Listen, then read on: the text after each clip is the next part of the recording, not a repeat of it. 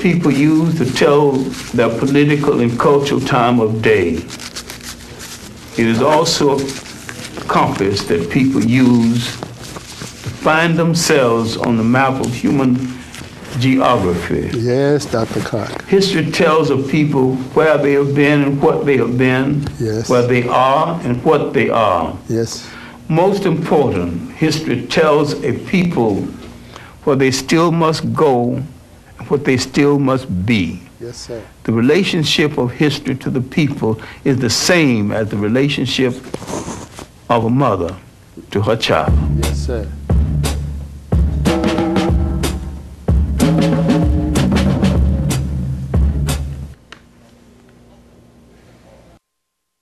Whatsoever ye do all to the glory of God. That's a great principle to live. Why are people living hand-to-mouth in one of the most mineral-rich countries in the world? The Congo produces more than $1 billion of gold alone each year. And the cobalt and the tin and the copper and the tungsten, all that we're benefiting from, but yet we're silent. And the situation is getting worse and worse, because the money is there, the resources are out there in Congo, and everybody wants a piece of Congo. Everybody wants a piece of Congo. When people invade your country, they rape your women, they rape the kids, they morally control your mind. So I kept asking our intelligence people, is there any truth to this? I mean, what's happening out there? There's a global consensus that exists that says it's okay for nearly 6 million black people to die in the heart of Africa and for us to be silent. There's something wrong. There's something wrong with us in terms of the way we think about Africa.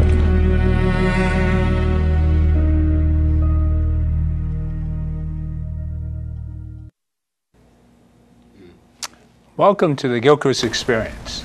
As you see, crisis in the Congo is still one of our major themes here at the Gilchrist experience. But just so happened today that we had a little sidebar here.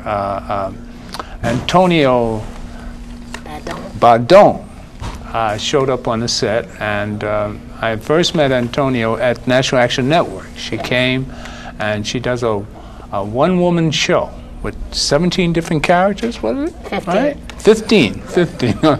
And it's all about Zora Neale Hurston, famous writer, and 20s?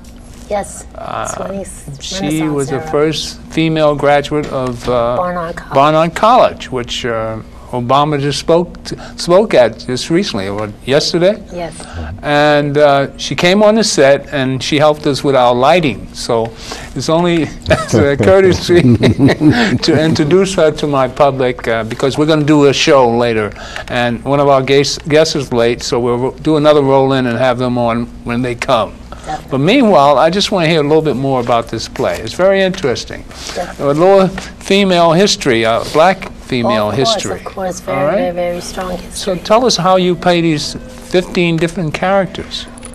Well, the play is really, the story evolves around her life. Mm-hmm. So what is so inspiring about Zora and the story about Zora is that Zora was 27 years old. Right. And she hadn't gone to school. So she dressed herself to make herself look like she was 16 just to get back in high school. And the story, you get a chance to see how courageous she was, her self-love, and her energy during the Harlem Renaissance. Which is the 30s. Which is the 20s. 20s, Yeah, she went to New York in 1925, January 1925, which is the heart of the Harlem Renaissance. So the story is very moving. At the same time, you get a real sense of history, purpose, and a real story that actually took place. So I enjoy performing Zora because it inspires not only adults and seniors, because they were luminaries of those during the time of the Harlem Renaissance, and kids, because they get a chance to see a character of a lady that really existed. And it's unusual to see a female run after education in those days. What was her inspiration? Well, Zora definitely was a strong advocator of self-love, of loving your culture. And we had Elaine Locke at the time, who was writing about the new Negro. And I think the dynamics between Zora and Richard Wright and Elaine Locke and Ellison was that Zora wanted the community and those writers not to forget about their history or their culture. It's okay to write all the melodrama and to pretend that a lot of these things that we didn't speak this way. She just wanted us to appreciate who we were. And so that's what she was always fighting for. She didn't want to change anything about the culture. She didn't want to change the dialect, the dialogue. She wanted it to stay raw, and she wanted us to be able to appreciate it and love it. Well, did she speak proper English? Oh, yeah. She was definitely a linguist. But she stayed with the dialect. Yes, but her writing was definitely folklore. Okay. Yes, yes. And the story takes you when she's 9 years old, when she's abandoned. She loses her mom at 9. And her father marries a young girl about her age. And it causes a big, huge problem in the home. And so she's Which was where? In Edenville, Florida. Okay. And so she's actually now abandoned. She's living with friends and relatives. Her brother calls her when she was about 14, asks her to come to Memphis to help take care of the wife and kids. He would send her to get some schooling, send her to school. So she never gets in school. She runs away, and that's when she joins a Gilbert and Sullivan traveling troupe, and she gets into Baltimore. She changes she makes herself look like she's 16. So you get a chance to really see all those different stages of her life. Okay. How far does she go with regard to her education? Well, she completes, she goes to Howard, she goes to Barnard College, and she graduates with a B average. Barnard College. First black woman to go to Barnard, first black woman to graduate. So the story is inspiring. It allows us to see that we can definitely get to a place of greatness, even if things doesn't seem to work out like it should be in the beginning, So I think her life kind of gives us a platform that things are possible. I think it'd be a good performance for young people to sing. Oh, definitely, definitely. A lot of our young folks are struggling through a lot of adversities. Poor parents, not just economically, but parents who bore them that are not parenting. We have a lot of children here in New York who are living independent of anybody. And they're in shelters and they're going to school. Right. I think it's something I always tell students, well, I know everybody has a sob story, but what are you going to do? What are you going to do? Right. And these stories are more important than the stuff we see on television every day. Right. And something that'll inspire. And the beautiful thing about Harlem is that Harlem has so much of the history here, right, compacted in Harlem. Du Bois, Garvey, the intellectuals like Du Bois and Garvey, we're here. And you got all the writers here, Langston Hughes, Wallace Thurman, Elaine Locke, Claude McKay, Conti Cullen. And a lot of the facade, the buildings were where all these people went and connected and collaborated. Aaliyah Walker's The Mansion is right there on 136th Street, which is the Conti Cullen Library. So the kids who really don't know the history that they walk through every day. So I think pieces like this particular piece and a lot of the pieces that are coming out now that deals with history, I think if a lot of the school instructors can bring the kids out to see these kind of pieces, I think they'll be really inspired. Well, we're definitely going to have you on for a full hour. Please, all please right? do, yes. Well, we're definitely going to. Now, as you see at the Gilchrist Experience, you never know what to expect, right? So we'll go to a roll-in, and well, you're going to see her again, all right? Thank you so much for having me. Let's do the next roll-on. We'll come on. We'll be right back.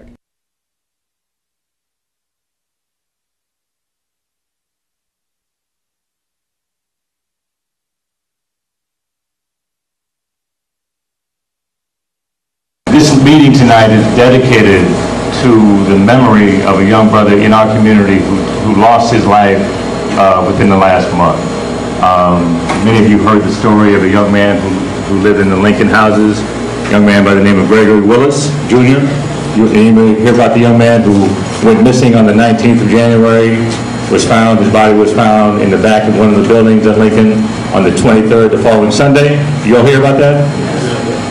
17-year-old, promising young man, was on track, had a vision for himself, what he wanted to do with his life, interested in music, wanted to be a music teacher, tight with his family. We don't know what happened. Had a meeting last night with the family and the lead detective.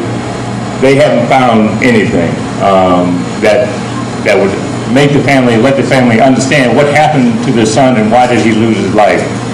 They say that I'll use the word fall, because we don't know what happened, but he fell from a 14-story building over there.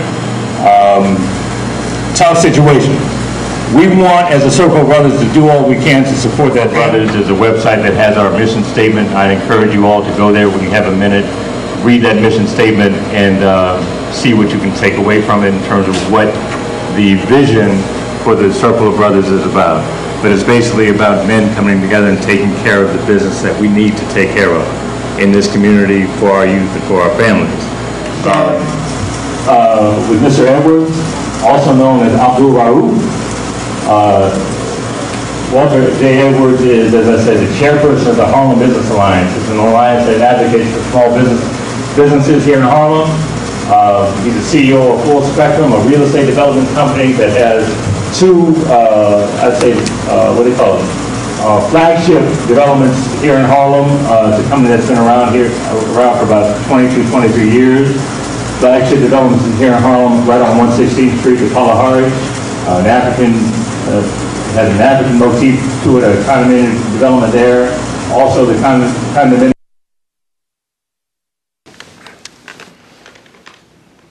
Welcome back to the show. Welcome back. Alan Epps is here, and Haja Worley, and of course Graham Weatherspoon. We're talking about surviving in Harlem, and one of our most threatened commodities is a young black man. And the Circles of Brothers, as you see, are here to protect and be a big brother and more or less bring our men to a point where they're pulling up their pants and paying attention to growing up and becoming men and taking advantage of their heritage. And we didn't fight the battles that we fought to have, people out and showing your drawers. Yeah. All right. Yeah. And that's insulting to anybody that's been in the struggle. I mean, this is our biggest beef. I mean, my biggest beef. And I'm 71, and I go back to the day where you couldn't walk around without a suit on downtown.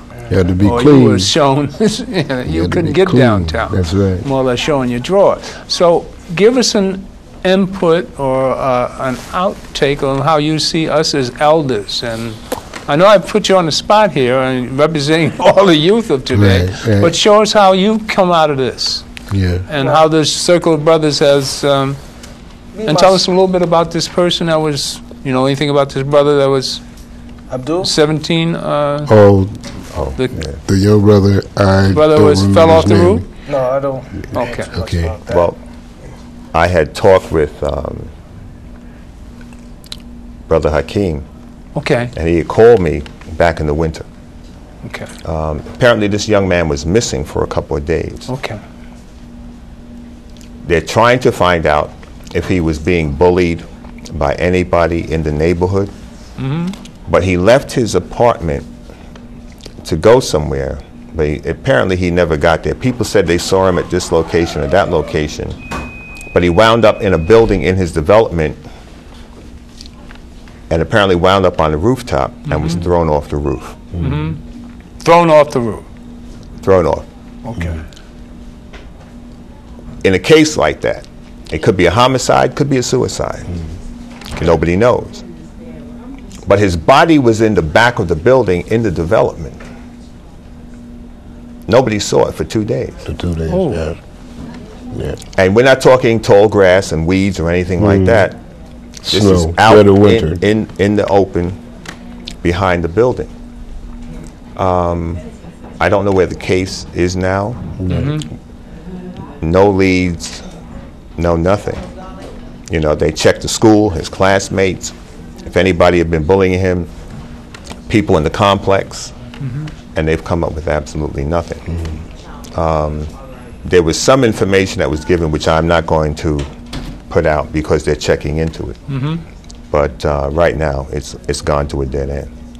Right, right. And so, yeah, and so, you know, I did go to, that's the Lincoln Houses, I think it is, and we did go through and did a walkthrough and talk to people to get them familiar with who we were, what we were doing there. Abdul Karim's, you know, talked to the family. We talked to a number of people in the area, and then we came back to decide how we could progress from there. And so so unfortunately that incident happened. Then there was the Tashana Murphy case with the young sister, the basketball player Chicken. Her nickname was Chicken, and she's a basketball player from the Grand Houses, who was shot, and they were saying it was unclear about exactly what took place, but they were saying it was a beef between her cousin and stuff, and you know, and she was shot. She was a promising young basketball player. You know, she was getting ready to go, I think, to college, if I'm not mistaken. But in any case, these are the things that drew us in. These are the concerns that initially drew us in. As men, what can we do? What has to be done in these cases? How can we have a dialogue and have some results? Not just have a dialogue, but have some results that can, you know, that can protect our youth. Get to protect our children. We I'm a senior, so we as elders, we have a responsibility. That's part of our job. For sure. Alan is younger. Alan came to us, but he's got a story of his own. You came to the elders? Yes. Oh, that's even harder. Oh, fantastic. They was promoting, you know, youth opportunity and how to give young kids a better direction. And I said I could relate to some of those things. You know, I made a couple of mistakes in my lifetime that, you know, I'm not proud of. But as I come along, I realized that if I could give my episode of what happened, maybe I could hope save a life, or maybe I could hope somebody see a different direction to better themselves, so that they can have opportunity. Because I realized that a lot of youth today, they don't look towards success. They look towards role models, and a lot of their role models come from people that they live around that they feel is an idol. So what the so-called brothers is doing is they trying to bring the kids in and to give them options to have more chances to better themselves, to see what they what they trades are, see the things that they like to do, and try to open their mind up so that they can have a future for themselves, so that they don't have to sit back and just keep on running the streets and trying to be oppressing to everyone around them, and have more of a direction to where they want to be when they make it to about 40, 50 years old, so that they can have a foundation for themselves, so that they don't wind up either dead or in jail, or either, you know, homeless or things like that. How old are you? I'm 35 years old. You're 35, okay. So you're talking about your past, your teenage years? Yes. How long was it before you pull your pants up? Well, I never wear my pants down because I feel that's degrading myself. I don't think no one should be seeing my backside. I'm not telling the world to kiss my behind as I walk through the streets. So. Is that what the kids are saying when they do that? Well, I'm thinking it's more of a fashion statement because, you know, everyone feels as if it's a part of style now. That if your pants is hanging down, then that's mean that you down. It mean that you's a hip person, more affiliated to. I thought it came out of jail. No, that didn't come out of jail. If a person in jail would wear their pants down, then people would you know, They'd be disrespect getting them. raped. Maybe molest them and things like that, because they would say That's that what I they ain't always got no thought. respect for themselves, you know? I thought it came from being in jail and not having a belt. No, they got strings in there, you know? Yeah. They give you string to tie your stuff up and things like that. There's a lot of lore about that, you know, where that came from. But I think the important part is the self-esteem. Okay. I think that's an important piece in terms of the self-esteem. I think of the self-esteem, if you have self-esteem, you know, and young people have to understand what that is. It doesn't mean having bling or whatever, or having the latest. It means, you know, having a certain sense of yourself, the importance of yourself. I think of your self-esteem, if we raise the self-esteem, then the parents will come up, the parents will follow. Mm-hmm. You know, I really feel strongly about that. I am with the Circle of Brothers, have been with the Circle of Brothers almost since the beginning. Mm-hmm. I also am with the radio station WHCR 90.3 FM in Harlem, and we do a program called Harlem 411, and we've had Alan on the program, and we do a lot of stuff about the community, but I always try to bring in youth at some point, because I'm a late bloomer myself, okay? I started attending college. I attended Malcolm X Community College, right there at the Teresa Towers. Okay. And I started there when I was in my late 30s, okay? But it opened up a whole, it just opened my eyes up. It opened doors up. And I come from some rough road myself. You know, I had my run-ins with the system and being locked up and so forth and so on. But there was always somebody as I was coming up that said to me, young brother, you have too much attention, you have potential. Or you have too much intelligence to be doing what you're doing. There was always a guide, or OG, or you know, the old brothers. We called them old heads at the time. But there was always there, even when I was in prison, there was always somebody there who guided me and said, listen, you know, here's an option. Here's what you could be doing. This ain't going nowhere. This ain't it. Here's what you could be doing. So I take that. I've been in the Black Panther Party. And I take all those things and met some wonderful people in the party, you know, in Jersey, Paterson, New Jersey, and so all those things helped to shape me. And I said, if it could happen to me, you know, at the state that I was in at one point, then I think that it's incumbent upon me to take this to some young person to the next level. That's my job. You know, I don't have any children of my own, but I've been working with children for years and years and years, and it's something that I love doing.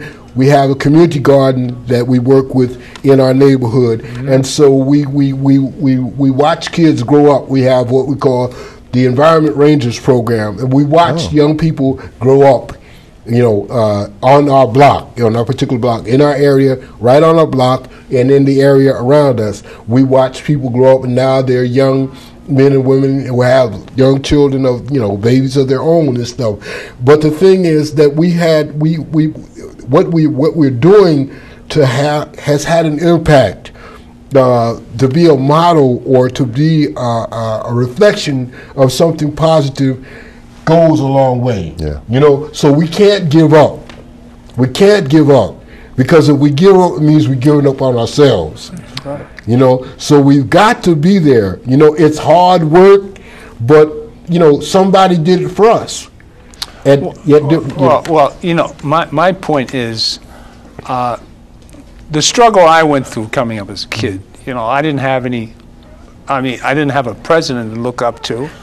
I mean, to me, a black president shows you that there's no limit to what you can do. That's right. So I don't see why there should really be a problem now. I mean, you have a man that comes from a single-parent home and struggled through the community, and I mean, he did it. Well, you know, we also have to look at the time that we're in. Exactly. That's right. Children today are very visual. Yes. Right. We've got media. So kids today don't even have the time to sit down and read. Think.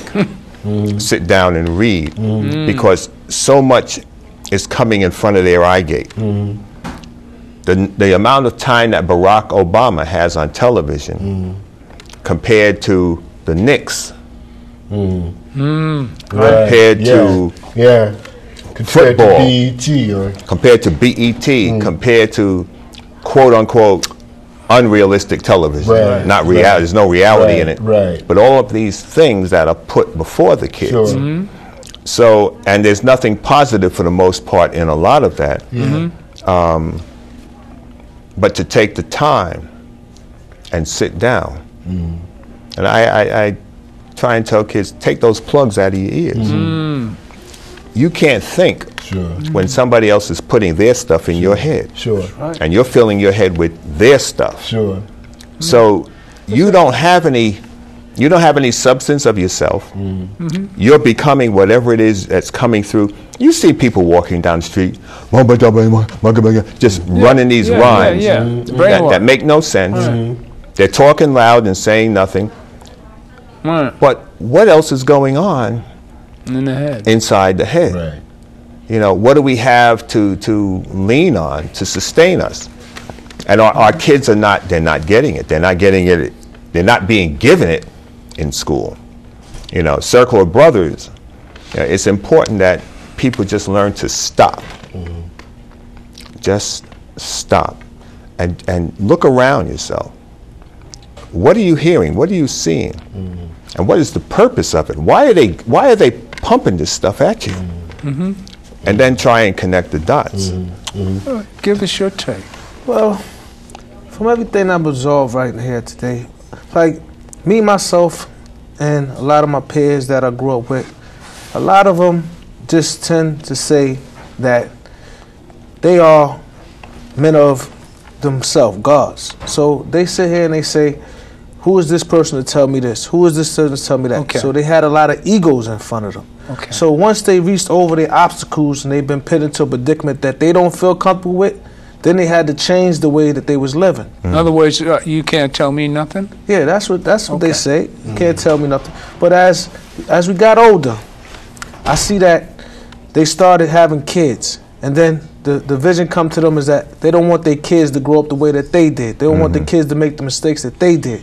So now they're sitting down and they taking their kids and taking them to the David Buster's, taking them to the museum, taking them to the library, taking them on bike rides. Now they're trying to educate their kids on how it is to stay focused and make something of yourself. That school is the #1 priority, how to make success of yourself. Even though you might get bored, but you don't go to school to meet people, you go to school to learn. Now, you're speaking from experience. Yes. This is how you came out of it? Yes. Okay.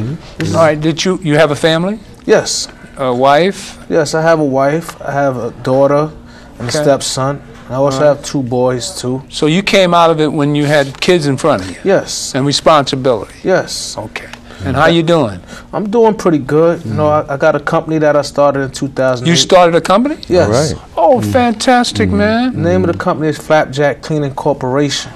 Fantastic. Yes, I got my MBA certification and everything. Whoa, wait, I'm running around to all these city function to good for you. How to grow your business, Good for how you, to get government grants, and how to do all this thing now. I'm still at the basic of it. I didn't reach the total element of it yet, but I'm still taking baby steps.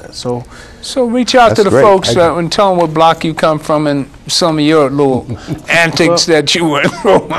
I come from 128 for Lenox. Uh-oh. And I'm born in the Bronx and the Soundview Projects. Oh, man. And as I get older, I start to look at the way that the younger generation is going, and there's really no community centers here for them. There's really no recreation for them. So there's just a lot of free time on their hands. And then when you turn around, you look at it, if they stand over there playing, tag or manhunt to entertain themselves, you got the police come out and jump out on them. Start throwing them up on the wall, start harassing them. So as the Circle Brothers, as I came through with the Circle Brothers, I'm trying to reach out to them and see if they would come over here to Circle Brothers to see what the Circle Brothers got to offer them. So that, because Circle Brothers have job placement, youth counseling, They starting to do mentor programs and stuff like that. This is things to give the young man a little bit more better outlook on life. They're saying that, you know, just because we're here in poverty, that don't mean we got to live as if we savages. Right. Amen. You know, so it's just as time go along, the government needs to start opening up doors for, you know, community centers, you know, recreation centers, and programs that could give these people an outlook on life. Because if you look at it, a lot of these rappers, they in California, Atlanta. If you see, they got foundations. You know, they got like Snoop got a basketball thing. You got another one got a football thing. Ice Cube. Yeah. You know, they open up doors for the kids out there so that they can have a footstool to step on. So them kids see that there's someone that's, you know, famous, and they taking time to invest in them to show them that, look, if you work hard, you could get this. You could get a better outcome out of this. And they save on taxes too. Yeah, but certainly. It should mostly be about building up these young youth future, because as long as we sit down and people up here that's rich and they look down on the poor, then how could the poor ever have time to sit down and say, you know what, let me teach you how to go this way. Let me teach you how to make sure that you stay focused on this path, to go to school, to invest your time in some type of activities, get a part-time job, to do this, to make yourself feel better about yourself. So as long as we don't bring something to these neighborhoods that we can have for these kids to get away from the time, all the free time they have, and give them some activity time, like either basketball, either a center where they got table hockey, pool, them things to take their mind to a different place, because they're going in, they got enough time to say, you know what, let me have some fun. Take their mind off of, let me sit here and run through the streets, see who I can get in trouble with. You know, it's too much free time. So we need to have more support here in New York City, that we could start changing the way things are going, because there's not enough jobs being given to young African Americans here in New York City. Because if you go to a lot of these places, because I'm also worked for 32BJ before, you know, and 32BJ. The That's union? the union for I work for Principal guards. Building Service. I work for York Building Services. I work for First Quality. And as I'm seeing a lot of these companies develop and they grow, there's really basically just a lot of people from Puerto Rico, Dominican, Albanians, and they coming over and they bringing their family over and their family over. And when you go down there, there's really no good paying jobs for people here in America. And you see how they sit here and they say they don't want to do a pay raise for people that's working. But no one could really pay their rent off of $7.50. You're right. You know? It's impossible. You go home with $200 a week, your rent is $750. How you gonna pay for the food? Right. How you gonna buy your son the sneakers that he need, or your daughter the sneakers she need? So what is your business? Well, I'm a home improvement contractor. Okay. So I do framing, taping, plastering. I do remodeling, shelves, stairs, and also I do building maintenance, which is stripping, waxing floors, sanding down wooden floors, putting down floor tiles, putting up partitions. I'm a multi-talented person. So that's a lot of work's available to you. Yes. How you doing? Well, it's been slow, but I got a couple of little contracts that I had done already, and I'm just still trying to get out here and find more of these building owners so that I can start, you know, opening more doors to hire people that's been laid off from the union and stuff like that, so that we can start, you know, rebuilding our community up and start having a better future for the kids and stuff like that. I just wanted to kind of add to what Brother's been saying. I think it's important for us. I mean, these are critical times. These are critical times. Even though there are more things available to us than were available to, you know, our ancestors and forebears. One of the things I was listening to Hugh Hamilton yesterday, and he had a thing on about Jim Crow, and they were talking about you know, all the stuff that they went through Jim Crow, especially in the 1870s, around, you know, right after the Civil War and the emancipation and stuff like that, and what the free captives were going through, and how at every turn the white society would find some ways and means, the Jim Crow Society would find some ways and means to prevent them from moving forward. You know, if I was a sharecropper, you know, and I go to the, after I picked my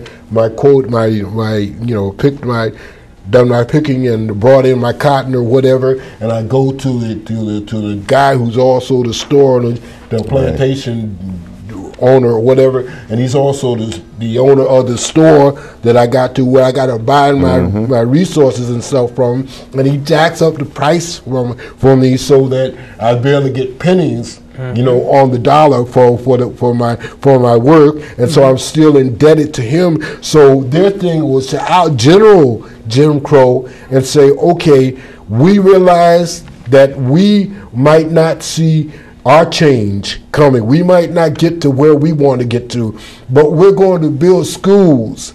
We're going to prepare this generation coming to be able to meet all these challenges. And so there was they had to do it. They did it out of necessity. And so there are still, we don't have to reinvent the wheel. There are still those things there that we can work from, that blueprint that we can work from wherever we are, whatever we do.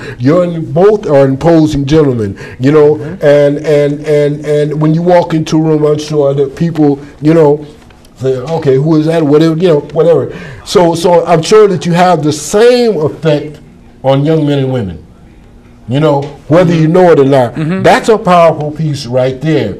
Then, if you take the time to share your experience with them, you know, maybe your hardships have not been the same as theirs, but maybe you had some. Definitely. You know, this is how I dealt with it. This is what I did. And also, at the same time, I'm not so old that I don't remember my teenage years. You know, that I don't remember the things that I was going through, that I thought I knew more than my parents knew, or I thought, you know, exactly. So, you know, and I want you to know that, and I want you to know, irregardless of your parents hanging down and stuff, that I love you. That's right. I love you. I have a great respect and a great love for you. And I want you to have a great respect and a great love for yourself. And these young people are resourceful. Yes, you know, if they get out here and slinging this crack and slinging, you know, drugs and stuff like that, they are resourceful. It's not what they should be doing.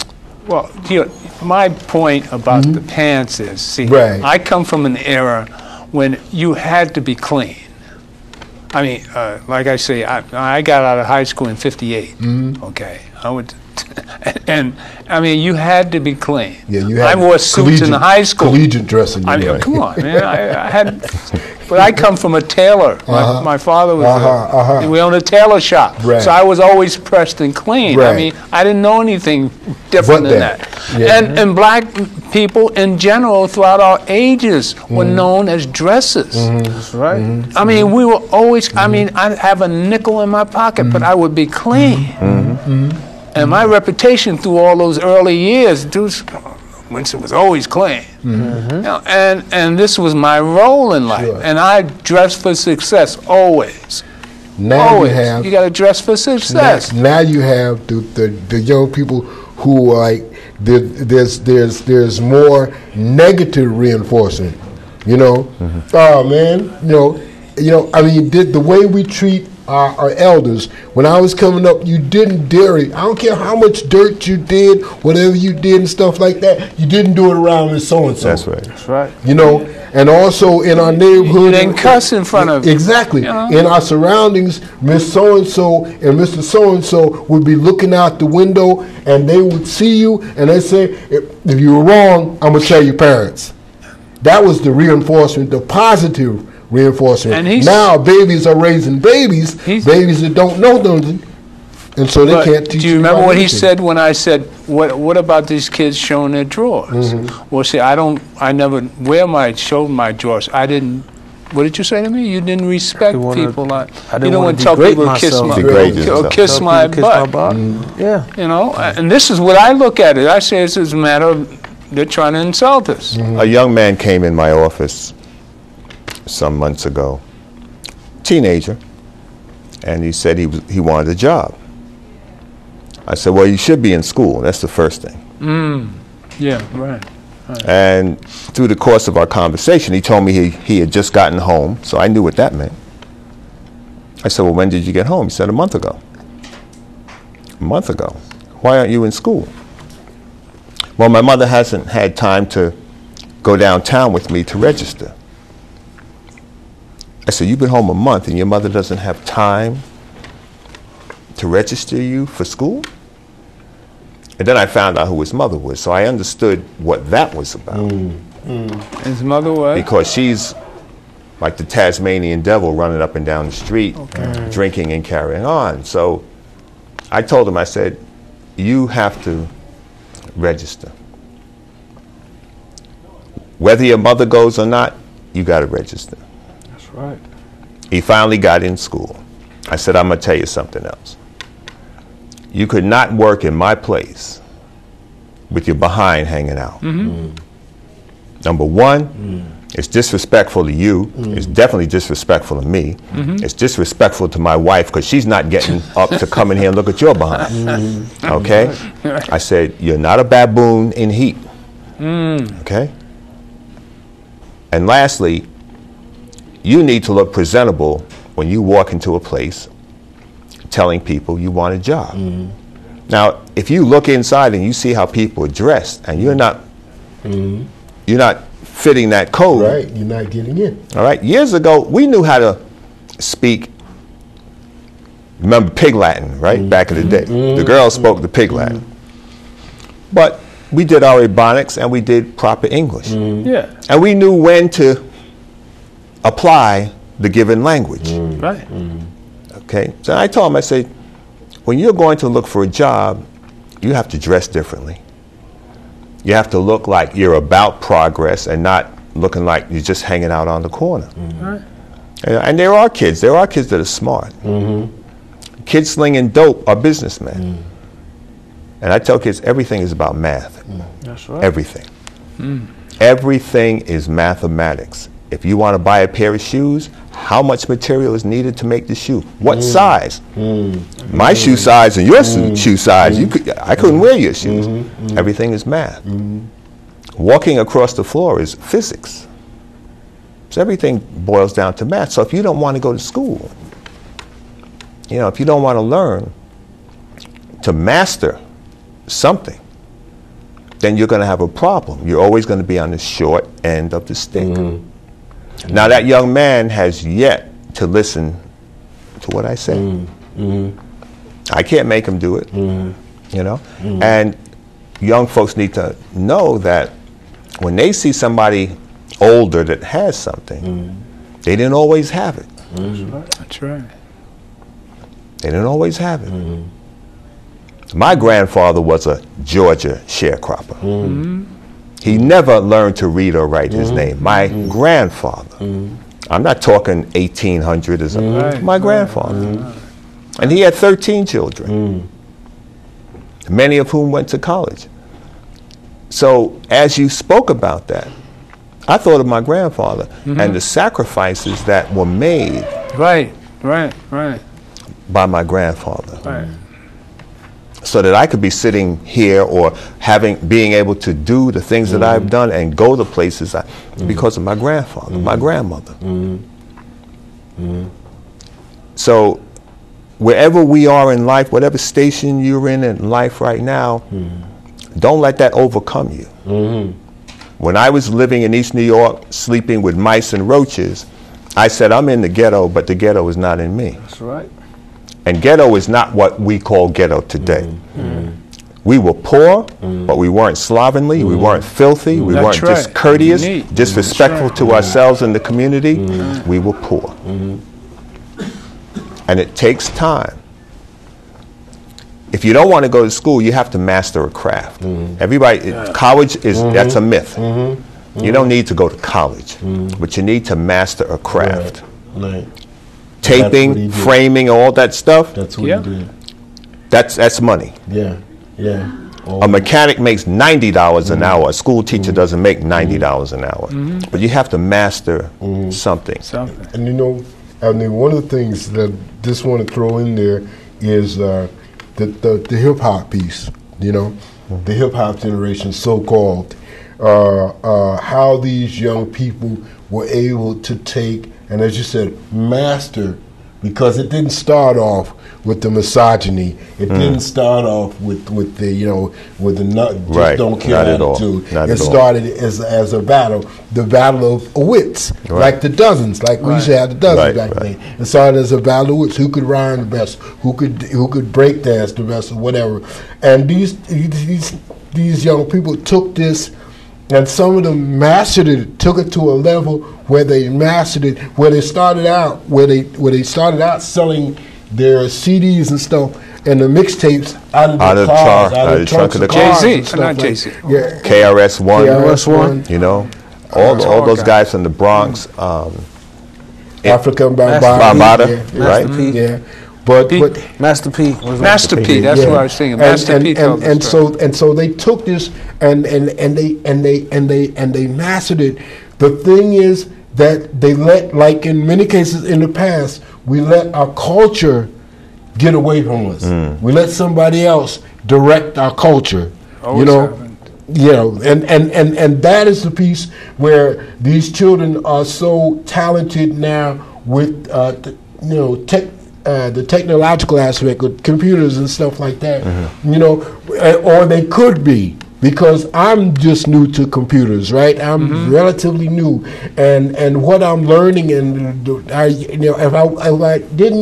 I wasn't able to use computers, I would not be able to do the radio show that I do. And so, and I know these young people, they're constantly using these tools, but they're not using them in many cases to their advantage. They need to be able to master this stuff, and so that people will come to them and ask them, "Can you edit this for me?" A whole new thing. They need to be taken out of their element and shown a whole new thing. Brought into. Let me bring up this subject matter. I was going to run a piece on the Congo. My illustration of the Congo is to show the wealth of Africa and how we should be concentrating on what's available to us. But in Africa, I find that the biggest problem is how we treat one another. Now, I'd like you to fast forward that piece on the Congo. I don't think we get time to go to it. All right, but let's deal with a little bit about how we deal with each other. The problems that we have amongst each other. Well, I stepped on your toe. I looked at you the wrong way. That's more you talked about my mama. That's more of an ego. A lot of people walk around with this ego as if they're invincible. If you do something to me, I must do something back to you. That's like no common courtesy. If you step on my shoe, you say sorry. I say all right, no problem. But how are we killing each other the way the youth are? A lot of this. We always had riffs like this, but today it seems to be getting. You can't. In my day, you put your hands up. And you weren't even allowed to kick anybody. No, what I mean? No joke. You had to throw down. Today's society is that, a lot of people know that other people are around other people that's dangerous. So when all right, he's around them type of dangerous individuals, then I must stand my ground and let them know that I'm not nobody that they're going to just run over at the same time. So a lot of this quote-unquote black-on-black crime comes through because there's no solution for these problems. It's like if I get in a fight with you today and you win, my feelings is hurt because now people telling me I'm a punk, this, that, and the third. So now I must come back and do something more devastating to you. Then I look like a hero. See, now society has more of a double jeopardy for them, saying that, you win some, you lose some. Nobody's going to be able to win every fight in the world. Ain't nobody that nice with their hands. So as time go on, we just got to start opening up doors for these young people, because if these young people have nothing but time to stand on the corner. They'll be fighting to get in the door. No. See, you got to have order there. See, you got to be order. See, they so used to doing the things they want to do it that when they come to this setting, they must sit here and say, all right, now you must put on your thinking cap. Now you must think before you react. Now you must think before you speak. So how do you present that? If you had to the way and the means to show your elders what we need to be doing? Well, I see that, I forgot your name, bro? Graham. Mr. Graham? Mr. Graham White? I see Mr. Graham White said a young man came into his office and asked for a job, and he had his pants down. And the young man said he just came home, which is, he just came home from incarceration. Well, Mr. White said, he could have told him, he asked the man why wasn't he in school, right? But if Mr. White would have said, Weatherspoon. Mr. Weatherspoon, excuse me. If he would have told a young man, pull up your pants, go out, pull up your pants, come back in, and approach me in a better way, then that would have had the young man have a chance to think. Then he could have stepped out, pulled up his pants, and came back in, and he could have talked to Mr. Weatherspoon. Then Mr. Weatherspoon could have broken down to him like, you don't come into places looking for jobs, looking like you a hoodlum, because no one is going to want to hire someone that they feel is just going to come. Who has the time and patience to do that to anybody? Well, we got to. We got to make that time. Wait a minute. Wait a minute. They don't know. If you don't, they don't know. They've been watching somebody else. Yeah, that's why. That's why. See, sometimes they need to be corrected. Because a lot of times they just move. So if they make the effort, you have to sit back and show them how they're supposed to approach it. Yeah. Right. So we need classes on how to get a job. I think yes, we need job preparation. Sure. That's what we're doing now. We're doing job preparation. We giving them information and a dress code when you're looking for a job. We just did a thing. If I could just throw this out there before we go.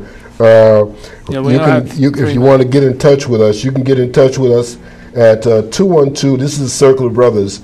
212-479-7999. Or you can go to www.circleofbrothers.org and you can find out more about us. And we just had this past Thursday, was it? Yes. We had an employment and entrepreneurs workshop, and we had some young people there. But the one thing I want to leave with, there are more. Let's get it twisted that there are more young people who are messing up than there are who are trying to do the right thing. Okay. Yeah, but there are more young people who are trying to do the right thing than the ones that are messing up. So we got to. And mathematics, but it's not, comes into play again. There's not enough successful adults taking a moment out of their time to try to give them a little guidance and wisdom so that they can have a better outlook on life. See, well, my take on that would be like Graham's. I mean, if you don't have the smarts enough to know that you have to come at me looking right, and know I have to see that you've grown enough to know how to pull your pants up. I mean, I don't have any use for you. Yeah. They don't have it at home. We got it at home. Your father was a tailor. My grandmother was a dressmaker. We got it at home. Back in the '60s, you had the prep style. You had your penny loafers. You had your 1.5, 1.25-inch cuffs. We had everything. You wore the cavalier. We had it down pat. Yeah. All right. These young brothers are not getting it. Right. Because Pops ain't there. And Pops, in many cases, is not dressing correctly either. Right. Okay? So they're literally not raising themselves, but they're watching what they see around them. Right. Sure. And they just copy it. I asked a young fellow in the store one day, I said, excuse me, why do you wear your pants like that? He said, I don't know. You don't know? I said, well, a man ought to know what he's doing and why he's doing it. I said to him, you selling yourself? No, I ain't. I said, well, I'm just trying to figure it out, I said, we do things and we don't know why we do them. But see, that comes from him being in an environment. So he see someone that he's tight with, that he thinks is his friend, and his friend is doing this. So he feel like it's a normal thing to do. See, as long as they never come out of that neighborhood, then they don't really know what's going on in the outside world. So when a young man came out into your office, his mind was still, I'm in my neighborhood, but they're gonna accept me. See, now if somebody would have pulled this coat where, you know, you got to straighten yourself up, tighten, put on a tie, get your shave on, get your shoes ready, step into the office as if you business oriented. So then the person can look at you as a serious person. Yeah. See, that's the first thing that they not learning. That's why with the Circle Brothers, we giving them, we trying to give them job preparation and everything that they need to see.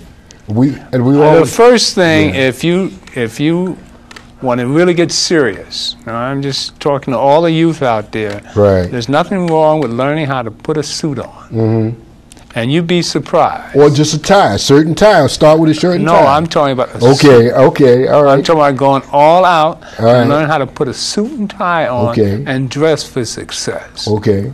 All right, I know that's a tall You order. don't have the words and means. I mean, that's a tall order. Yeah, you can get a suit for $100. Okay, you know, cheaper than buying a pair of Nike sneakers. You know, what you pay for sneakers, you can get yourself a decent suit nowadays because they're not selling. Because people don't buy suits like they used to. Right, exactly. All right. So, with that, as you see, always at the Gilchrist Experience, you get a little take on what's happening in the hood, or in life in general. Next week we'll come back at you with more about the Congo. You know, that's my biggest. It's a Holocaust. I want to thank you for having us. You know, here. my pleasure, and thank you for coming. And thank you for that. More success, and hopefully we added something to it. I mean, I don't mean to be hard, but I just think a suit would be even better. You suit down and see how many contracts you get, just as a test. You know, okay. I'm on top of it. I got a suit in the house. I was I mean, just try it once. Try it once with a card in your hand. You know, they'll see that you're serious. All right. Thanks for coming. The God in me loves the God in you.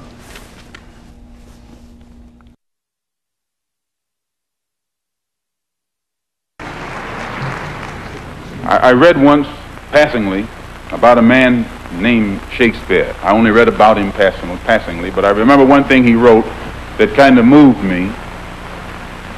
He put it in the mouth of Hamlet, I think it was, who said, "To be or not to be." He was in doubt about something. Whether it was nobler in the mind of man to suffer the slings and arrows of outrageous fortune, moderation, or to take up arms against the sea of troubles and by opposing, end them. And I go for that. If you take up arms, you'll end it. But if you sit around and wait for the one who's in power to make up his mind that he should end it, you'll be waiting a long time.